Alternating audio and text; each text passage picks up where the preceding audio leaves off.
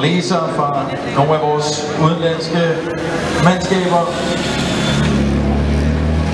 Ikke længe, før vi har dem på selve opløbsstrækningen, og Frederiksberg Allé plejer at kunne lave godt med larm. Og det må vi også gerne her. Hold bare 7 mand ind over målstregen her.